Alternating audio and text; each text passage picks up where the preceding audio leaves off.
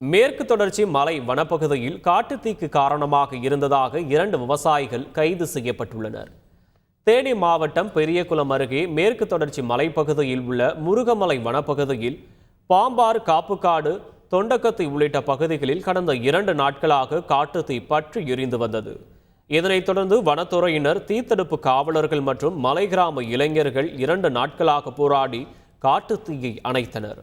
இந்நிலையில் தேவதானப்பட்டி வனசரக வனத்துறையினர் தீ பற்றியதற்கான காரணங்கள் குறித்து விசாரணை மேற்கொண்டதில் பெரியகுளம் அருகே உள்ள புதுக்கோட்டை பகுதியைச் சேர்ந்த சின்னத்தம்பி, முத்துசாமி ஆகிய இருவரும் தொண்டக்கத்தி பகுதியில் விவசாய கழிவுகளுக்கு தீ வைத்தபோது அருகே இருந்த வனப்பகுதியில் தீ பற்றியது தெரிய வந்தது. இதனைத் தொடர்ந்து இருவர் மீதும் வழக்கு பதிவு செய்து அதிகாரிகள் கைது செய்துள்ளனர்.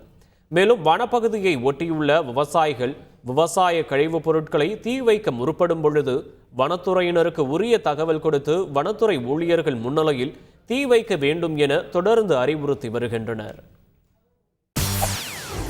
செய்திகளை உடனுக்குடன் தெரிந்து கொள்ள உடனே சப்ஸ்கிரைப் பண்ணுங்க.